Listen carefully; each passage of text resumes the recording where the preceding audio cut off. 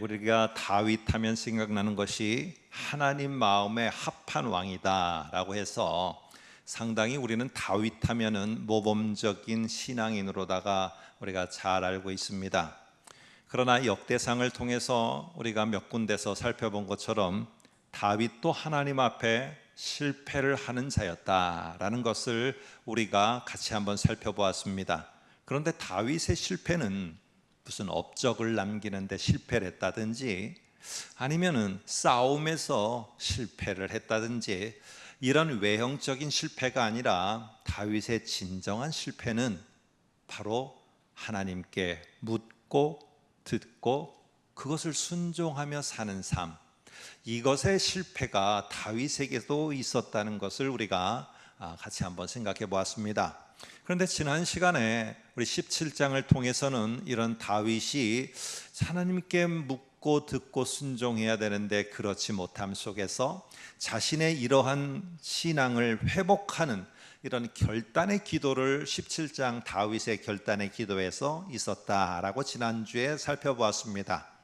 그 후에 이번에는 18장부터 20장까지는 이 다윗이 하나님 앞에 물어야 된다, 들어야 된다, 순종해야 된다, 이러한 신앙의 회복과 더불어서 이제 이 주변 나라들을 정복해가는 이 정복 이야기가 18장부터 20장까지 나오게 됩니다. 자, 그렇다면 이 다윗이 묻고 듣고 순종의 신앙을 회복한 그 다윗, 이 다윗이 도대체 정복해 나가는 이야기들과 어떤 연관성이 있으며 그 속에 우리에게 주고자 하는 중요한 메시지가 뭔지 한번 생각해 보려고 합니다. 먼저 18장서부터 20장까지는 이 정복 이야기인데, 이 정복하는 이야기의 첫 번째, 어디를 싸워서 정복하고 승리를 하는가 보면은 이 시작 부분이 18장 1절을 보면은 그 후에 다윗이 블레셋 사람들을 쳐서라고 하면서 이 블레셋과의 싸움에서 승리하는 이야기가 나오게 되어집니다. 그리고 오늘 또 마지막 전쟁 스토리의 끝에 20장 4절부터 8절까지도 보면은 바로 블레셋 사람들과 싸우는 이야기가 또 나옵니다. 그러니까 이 전쟁의 이 정복 스토리의 시작과 끝이 블레셋이라는 거예요. 자, 이거는 뭔가 우리들에게 하나님 앞에 듣고 묻고 순종하는 신앙이 회복한 다윗과 관련해서 우리들에게 뭔가 주고자 하는 메시지를 담고자 해서 처음과 끝에 블레셋의 이야기를 배치해 놓았다는 것을 우리는 짐작해 볼 수가 있습니다. 오늘 그 의도를 두 가지로 우리가 한번 축약해서 볼 수 있는데, 이 블레셋이라는 이 나라는 사실은 여호수아가 이 가나안 땅을 정복할 때 그 정복해 나아가는 과정 속에서 언급되는 하나의 표현이 있습니다. 그 표현은 뭐냐? 이스라엘이 정복하지 못한 곳이 남아있다라는 표현입니다.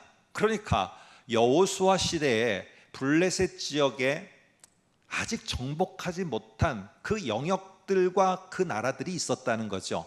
그 대표적인 나라가 바로 어디냐 하면은 이 블레셋 족속입니다. 그래서 블레셋 족속이 이스라엘이 살아가는데 상당히 걸림돌이 되어집니다. 그뿐만 아니라 사사 시대에 잠시 바짝하는 승리 같은 부분도 있었어요. 삼손이라는 사사를 특별히 통해서 볼 때. 그럼에도 불구하고 이 블레셋이라는 나라를 완전히 물리치지는 못했습니다. 더불어서 다윗의 통치 초기까지도 이 블레셋은 여전히 이스라엘의 걸림돌이었습니다. 그런데 지금 마침내 1절을 보게 되니까 이렇게 말합니다. 그 후에 다윗이 블레셋 사람을 쳐서 항복을 받고 블레셋 사람들의 손에서 가드와 그 주변의 도시들을 다 빼앗습니다. 이 가드라는 이 도시는 블레셋의 수도입니다.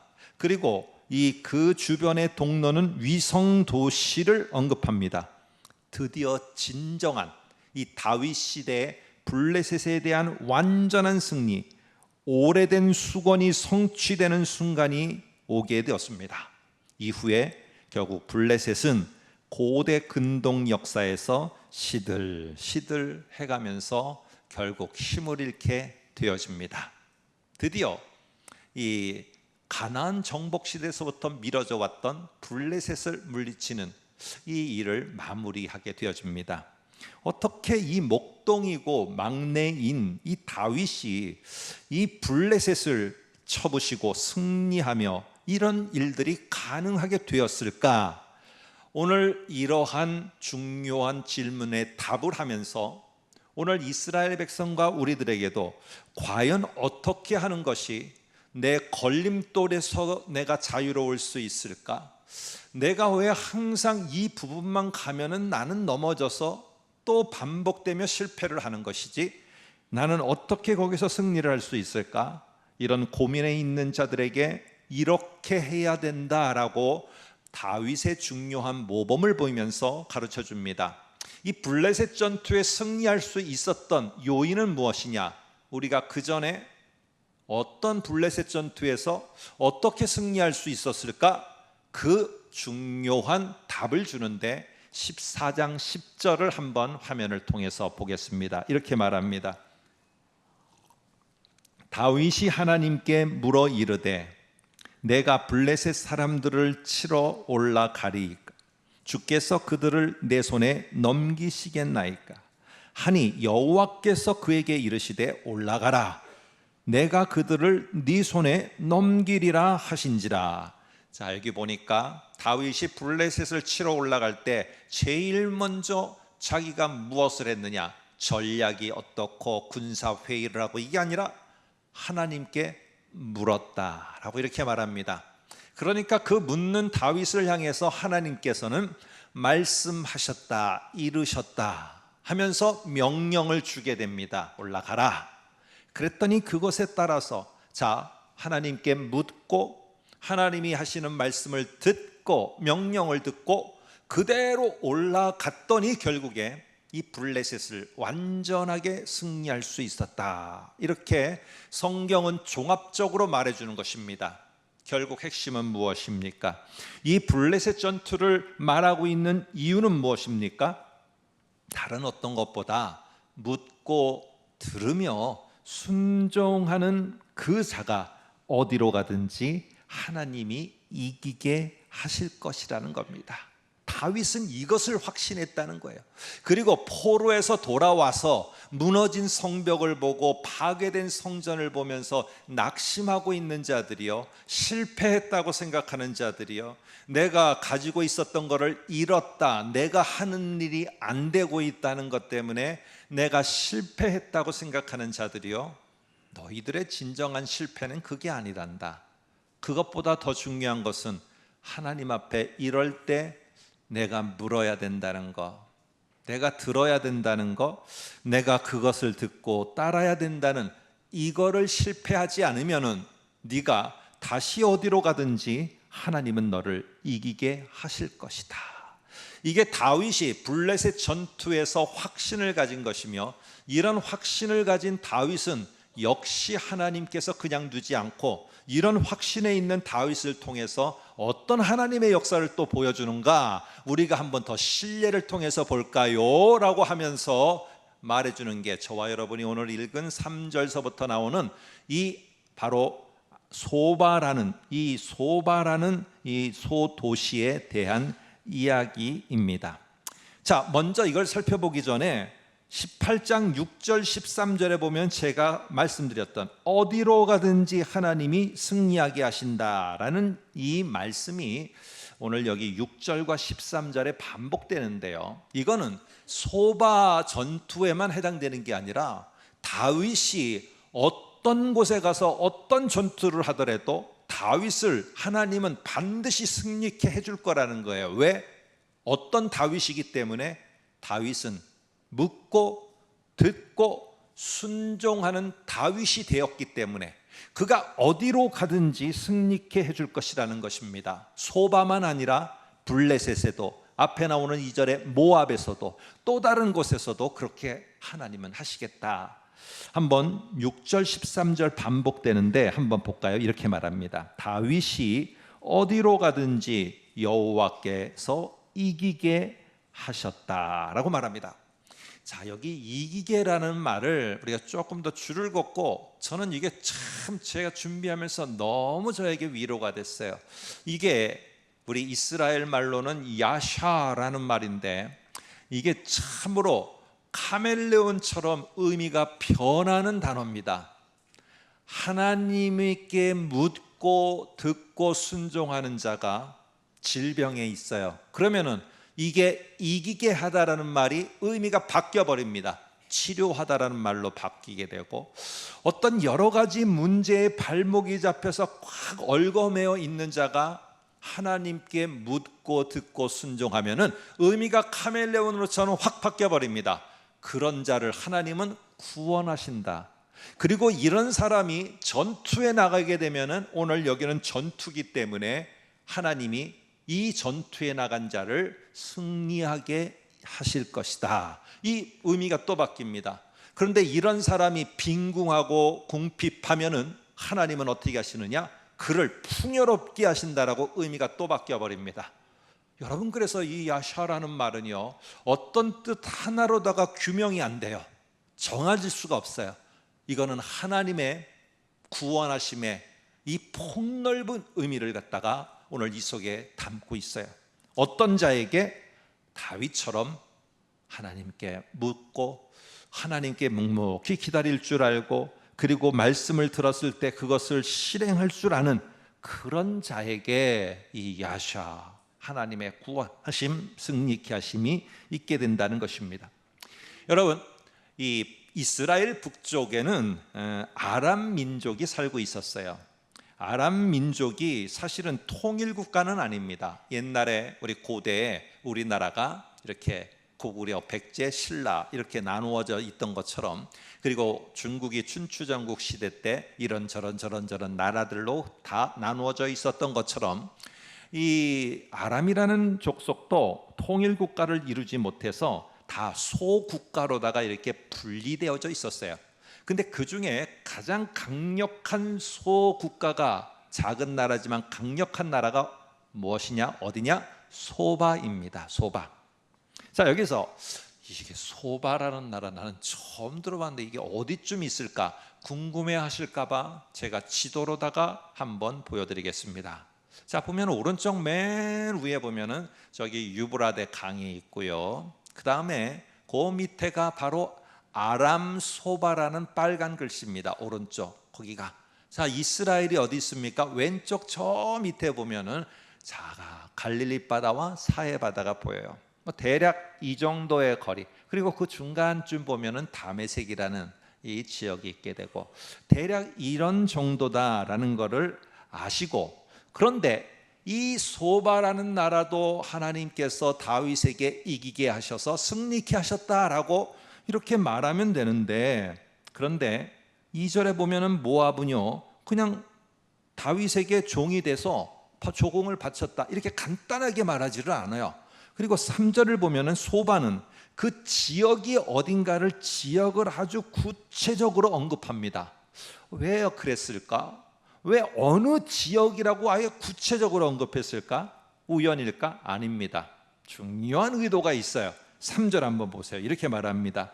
소바왕 아다레셀이 유브라데 강가에서, 중요합니다. 유브라데 강, 제가 예전에 한번 설교를 했는데 신명기를 하면서 기억을 하실지 모르겠어요. 유브라데 강가에서 자기 세력을 펴고자 함에 다윗이 그를 쳐서 하맛까지 이루고 라고 합니다. 자, 그러면 두 번째 지도를 보겠습니다. 이 다윗이 하나님께 순종함으로 하나님이 승리케 하여서 다윗의 왕국이 어디까지 펼쳐지게 됐느냐? 북쪽으로만 보시기 바랍니다. 저 위에 하맛이 나오고, 그 다음에 맨 위에 파란 글씨로 써 있는 게 유브라데 강입니다. 그냥 궁금하지 않아요? 이렇게 힘을 갖고 더욱더 어떻게 보면 전쟁의 승전보를 울리면서 보내면서 점령해 나가면은 왜 유브라데 강까지만 갔느냐 하는 것이에요. 넘어갈 수 있잖아요. 더 펼쳐갈 수 있잖아요. 왜 다윗은 유브라데 강 근처 하맛까지만 갔느냐 하는 것입니다. 이게 중요한 거죠. 오늘 이런 모습 속에서 다윗은 지금 자기가 계획하고 자기 뜻대로, 자기의 생각대로, 자기의 계획대로 유브라데 강 하맛까지 소발을 치러 올라간 게 아니라는 겁니다.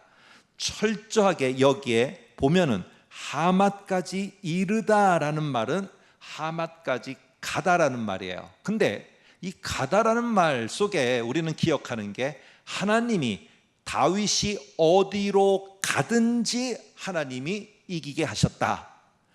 이 가는 곳은 자기 뜻대로 가는 게 아니라 철저하게 하나님이 명령하신 것에 따라서 명령한 데까지만 갑니다. 그러면 하나님이 다윗에게 언젠가 다윗이 알도록 유브라데 강까지라고 명령하신 거거나 아니면은 유브라데 강까지라고 약속하신 게 있어야 되잖아요. 있어야지. 그래서 다윗은 지금 내가 뭐를 펼치고 움직여 나가는 것이 나는 철저하게 묻고 듣고 하나님이 명령한 거기까지만 나는 한다 라는 것을 철저하게 보여줬던 자, 이게 다윗이고, 그런 다윗을 하나님은 어디에 가든지 이기게 하셨다라고 하는데, 여기에 보면은 어디를 가든지는 이 다윗이 계획하고 다윗이 생각하는 그게 아니라 하나님이 명령하신 그대로 할 때, 명령을 따라 가는 곳이라면, 명령을 따라 수행하는 일이라면은 하나님이 승리케 하시고, 어려울 때 보호해 주시고, 정말 치유가 필요할 때 치유가 있게 하시고, 하나님의 약속과 명령을 따라가는 그 일과 그 곳에 하나님은 승리를 주시는 것이지, 내가 내 마음대로 계획하고 내가 내 마음대로 생각하고 내가 내 마음대로 일을 키우려고 하는데 하나님이 어디로 가든지 나에게 승리를 주시고 구원을 주신다고 했으니까 나에게 그렇게 해주셔야 된다? 아닙니다. 다윗은 그런 모범을 보인 게 아니라 묻고 듣고 순종하며 명령을 따라 거기까지만. 오늘 아브라함에게 하나님이 약속을 주십니다. 두 가지 약속을 주는데, 하나는 자손에 대한 약속입니다. 자손이 이렇게 많아지리라. 또 하나는 땅에 대한 약속입니다. 내가 너에게 땅을 줄 것인데 너와 너 후손에게 어느 땅을 줄 것이냐. 우리의 생각과 우리의 판단 속에는 가나안 땅까지만 생각합니다. 근데 진짜 성경 창세기 15장 18절을 보면은 하나님의 약속은 가나안 땅까지가 아닙니다. 한번 볼까요? 앞에 보시기 바랍니다. 여호와께서 아브라함과 언약을 세워 이르시되 그 큰 강 유브라데까지 내 자손에게 주노라 라고 말했습니다. 하나님은 그러므로 계획 속에 이 가나안 땅이라는 곳은 전초기지지, 거기에서 안주하고 복받고 거기서 어떻게 하면 더 세력을 키우고 더 많은 것들을 얻고 이게 하나님의 계획이 아니었다는 것입니다. 이 가나안 땅은 전초기지고 신앙을 더 견고히 하는 것이고, 하나님 여호와 하나님이 어떤 분인가를 굳건히 하면서 그게 다져진 다음에 어디로 올라가야 되느냐? 유브라데 강까지 올라가야 되는 것입니다. 오늘 유브라데 강 너머가 아니라 유브라데 강까지라고 하나님은 약속을 주셨어요. 여호수아 1장 4절도 볼까요? 이렇게 말합니다. 다시 한번 각인시킵니다. 내 약속은 가나안 땅이 아니고 유브라데 강까지다라고 약속을 주십니다. 4절에 1장 4절에 보니까 곧 광야와 이 레바논에서부터 큰 강 곧 유브라데 강까지 해쪽 속의 온 땅과 또 해지는 쪽 대해까지 너희의 영토가 되리라. 가나안 땅에 들어가는 이스라엘 백성들은 가나안 땅에서 내 집 짓고 가나안 땅에서 거기서 우리가 하나님을 잘 섬기면은 가나안 사람들보다 더 부유하게 되는, 이게 지금 문제예요. 이게 하나님이 뜻한 계획이 아니었어요. 하나님은 유브라데 강까지 가라는 것이었어요. 그리고 신명기 1장, 신명기를 시작하면서 가나안 땅에 들어가는 이스라엘 백성들에게 가나안 땅에 들어가면은 너희는 꼭 해야 된다, 이 사명 잊어버리면 안 돼 라고 하며 가르쳐 주시는 중요한 내용이 신명기 1장 7절에, 이때는 약속이 아니라 명령입니다. 1장 7절을 한번 보겠습니다. 이렇게 말합니다. 방향을 돌려 행진하여 아모리 족속의 산지로 가고 그 근방 곳곳으로 가고 아라바와 산지와 평지와 네겝과 해변과 가나안 족속의 땅과, 여기까지다가 아니고 그 다음에 이어집니다. 레바논과 큰 강 유브라데까지 너희는 더 전진해, 더 도약해 나가거라. 이게 하나님이 주신 명령입니다. 이스라엘이 정말로 하나님의 이 명령과 말씀 들음이 잘 되어 있는 자들이라면 가나안 땅에서 어떻게 잘 살까? 하나님 가나안 땅에서 잘 살게 해주시고 우리가 계획한 것들이 잘 이루어지게 하시고, 이렇게 하시면 안 되고, 우리가 여기서 어떻게 유브라데 강까지 갈까요? 하나님 언제 가면 될까요? 어떻게 하면 갈 수 있을까요? 이거를 묻는 신앙이 오늘 이 가나안에서 그들이 준비해야 될 모습이었습니다. 근데 그렇게까지 안 하지 않았어요. 결국 그들은 가나안 땅에 도착하자마자 어떻게 하면 가나안 사람들처럼 될까? 어떻게 하면 가나안 사람들을 살 수 있을까? 이것을 하니까 큰 강 유브라데 강까지 가라라는 하나님의 명령은 잊혀버렸어요. 여러분, 그러던 시간들이 지나고 묻고 듣고 순종의 다윗은 다시 한번 하나님의 약속을 되새깁니다. 하나님이 우리의 조상 아브라함에게 주신 곳은 저 유브라데 강까지 넘어가는 게 아니라 강까지였다. 그리고 명령도 유브라데 강까지였다. 오늘 이것을 다윗은 철저하게 되새기면서 오늘 묻고 듣고 순종의 신앙이 회복된 다윗은 자기의 계획이 아니라 하나님의 명령을 따라서 결국에 그곳 유브라데 강까지, 하맛까지 나아가게 되어집니다. 그래서 결국에 이 다윗과 솔로몬의 왕국은 그곳까지가 되어지게 됩니다. 언뜻 보면은 이게 힘을 갖고 군사력을 갖고 동원해서 영토 넓히기처럼 보이지만은 실제로 더 보면은 이 다윗의 신실한 이 신앙의 모습, 명령에 순종하려는 모습을 보게 되어집니다. 여러분, 요즘에는 자기 개발서들이 조금 다른 관점에서들 많이 나옵니다. 옛날에는 뭐 이런 거죠. 성공하는 자의 7가지 습관, 7가지 습관을 잘 갖추면은 미래의 내가 바뀐다는 내용입니다. 근데 이게 저희 세대 때는 좀 어필이 됐어요. 근데 젊은 세대들 속에서는 이렇게 하다 보니까 아니 7가지 습관 내가 열심히 해보려고 그러는데 하나도 안 되는 거예요. 그러니까 미래에 나는 못 바꾸겠는 거예요, 나를. 그러면은 7가지 습관에서 하나도 못하니까 나는 포기해버리는 거예요. 이러한 주로 지금 뭘 하면은, 지금 몇 개의 단어를 외우면은 앞으로 어떻게 되고, 저도 그래서 10개만 단어 외운다면은 10년이 되면은 얼마나 많은 단어가 외울까? 이틀하고 땡. 안 돼요, 안 돼. 그러다 보니까 요즘엔 자기 개발서가 바뀌었어요. 그래서 어떻게 하느냐? 미래의 나를 만나게 되면은 현재의 내가 하지 말라고 하더라도 한다는 겁니다. 미래의 나를 직면하게 되면은 현재의 내가 달라진다는 거예요. 네가 10년 뒤에 어떤 모습인 줄 아냐? 그래서 미래의 내가, 10년 뒤에 내가 지금 나에게 메시지를 던집니다. 네가 지금 이렇게 해줘서 나는 지금 미래의 10년 뒤에 내가 이렇게 돼 있다. 네가 그때 이렇게만 했더라면 10년 뒤 나는 이런 모습이 아니었을 텐데 하며 미래의 나를 자꾸 만나는 훈련으로 자기 개발서들이 바뀌고 있습니다.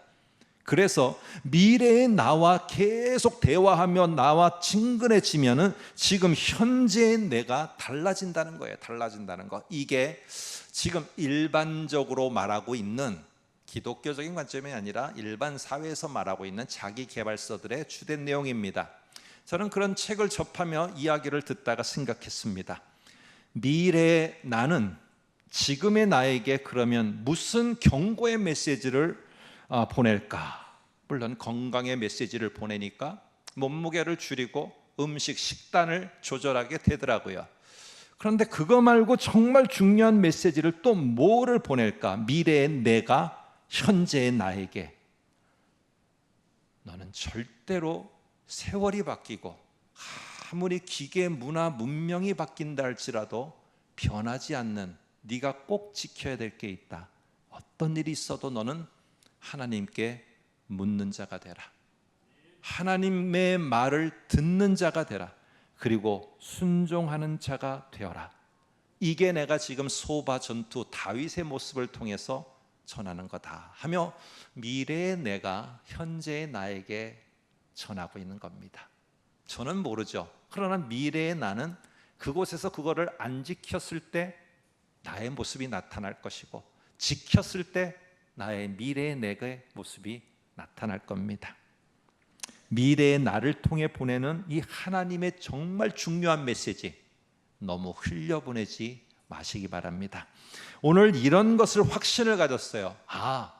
내가 계획하고 내가 생각하는 게 아니라 하나님의 명령을 따라가니까 하나님의 명령을 따라하는 그 일에 하나님이 승리를 주시고 보호도 주시고 하나님이 그곳에 함께도 하시는 것이구나.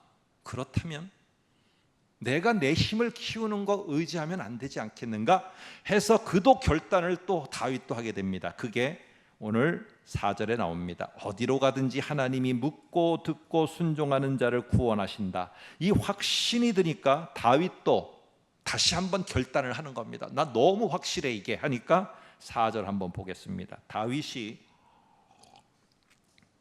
그에게서 병거 1000대와 기병 7000명과 보병 2만 명을 빼앗고 다윗이 그 병거 100대의 말들만 남기고 그 외의 병거의 말은 다 발에 힘줄을 끊었더라.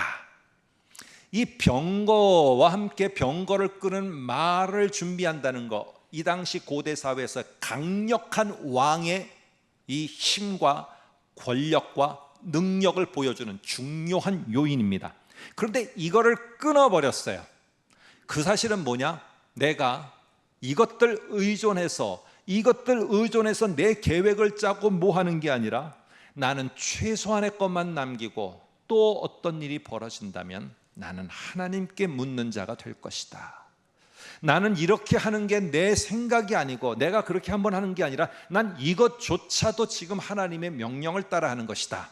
신명기 17장 16, 17절에 이렇게 말합니다. 병마를 많이 두지 말 것이요 이스라엘 백성들에게 너희가 만일에 가나안 땅에 들어가서 왕을 세우게 되면 그 왕은 절대로 병마를 많이 두지 말 것이요. 왜? 그거를 자기의 힘으로 자랑할 터이오니 그러지 말고 병마가 부족해야지 하나님께 묻고 듣고 순종하는 자가 되기 때문에 아내를 많이 두어서 자기의 힘을 키우려고 하지 말 것이고 끝에 은금을 많이 쌓아두지 말아라. 그래서 오늘 이 말씀대로 다윗은 확신이 있었습니다. 그래서 병마의 말들의 힘줄을 끊어버리고 이때 얻었던 은과 금은 또 다른 군사력을 위해서 키우는 것이 아니라 성전의 한 기물을 만드는 데다가 이 은과 금은 다 내놓게 되어집니다. 여러분, 다윗은 이것은 그 시대에는 맞았는지 모르겠지만 신명기 그때 모세가 말할 땐 맞았는지 모르지만 지금 시대가 지나니까 지금은 안 맞아요. 지금 그렇게 했다가는 우리나라 또 큰일 나요. 이스라엘 지금 제가 간신히 이렇게 땅 넓혀놨는데 큰일 나요. 다윗은 이렇게 하지 않았습니다. 네가 승리하고 네가 보호를 받는 것은 묻고 듣고 순종의 신앙이다라는 것을 분명히 말씀하셨고 그게 분명하니까 오늘 이렇게 자기의 힘을 키우려는 요소는 아예 근원 자체를 제거해 버립니다. 역대상 10장에 보면은요, 이 다윗과 대조되는 한 왕이 등장합니다. 그 왕은 사울이라는 왕입니다. 사울의 몰락에 대해서 사울이 왜 망하게 되었는지에 대해서 이 10장 13, 14절에 말하는데 한번 이렇게 말합니다. 보시기 바랍니다. 사울이 죽은 것은 여호와께 범죄하였기 때문이라. 근데 범죄한 게 무엇이냐? 그가 여호와의 말씀을 지키지 아니하고, 이 말 속에는 뒤에 여호와께 묻지 않은 거와 같이 합니다. 묻지 않으니까 들으지도 않으려고 해요. 그 대신에 어떻게 했느냐? 다른 것에 물었어요. 중간에 나오는 게 신접한 자에게 가서 묻고, 그 신접한 자가 말해주는 것을 경청하고 따라갔어요. 이게 오늘 사울의 몰락이라고, 여호와께서 그를 죽이시고 그 나라를 이새의 아들 다윗에게 넘겨주셨더라. 이게 사울 몰락의 원인인 것을 말합니다. 지금 미래의 저는 현재의 저에게 말합니다. 조만간에, 지금은 스마트폰에 의존하는 세대들이지만 조만간에 인공지능에 의해서 모든 것들이 움직여가고 모든 것들이 다 된다. 요즘에 자동차도 아주 많이 발전합니다. 제가 심심해서 누르고 어디 좀 길 좀 가르쳐줘 그러면은 딱 거기에 지도가 찍힙니다. 그래서 제가 칭찬도 하나 해줘요. 그래서 너무너무 잘했다 그러면은 대답을 합니다. 자동차가 참 좋은 말입니다. 이게 심심치 않아요. 가끔가다 해보니까 심심치 않더라고요. 자, 이처럼 앞으로 점점 인공지능 시대에 우리는 수도 없이 인공지능에게 묻고 듣고 순종하는 세대가 올 겁니다. 그러다 보면은 이 아날로그 같고 구석기 시대적인 모습인 하나님께 무릎을 꿇고 하나님께 기도를 하며 묻고, 그 성경이라는 이 글자를 통해서, 이 책을 통해서 주는 말씀을 경청하는 것, 이거는 어찌 보면은 참으로 뒤처진 방식처럼 여겨질 겁니다. 그런데 잊지 마십시오. 저 미래의 우리가 이 던지는 메시지, 그거 잃어버리면은 시대가 아무리 발전하고 뭐가 어떻게 변해도 하나님께 묻고 듣고 순종을 잃어버리면 사울의 몰락이 이 나라의 몰락이 될 것이고, 이 민족의 몰락이 될 것이고, 우리의, 저 미래 우리의 몰락이 될 것이라는 것을 절대로 잊지 말아라. 이 미래의 내가, 우리가 던지는 메시지 무시하면 안 됩니다. 급변하는 인공지능 시대에 하나님만큼 향해서는, 하나님에 대한 신앙만큼은 아날로그를 지켜야 돼요. 하나님께 무릎 꿇고 조금 더 묻고, 하나님께 더 묻고, 그리고 말씀을 들어야 되며, 미래의 내 자신이 현재 내 자신에게 경고하는 거 묻고 듣고 순종하는 삶을 제발 잃지 말고 견고히 하라. 이거를 우리가 꼭 명심하면서 이거를 잘 지켜서 미래의 우리가 승리하는 우리, 복된 우리가 되게 하시고, 특별히 저 미래의 우리의 후손들이 복되고 승리케 하시는 이런 하나님의 은혜를 맛볼 수 있기를 주의 이름으로 축복합니다.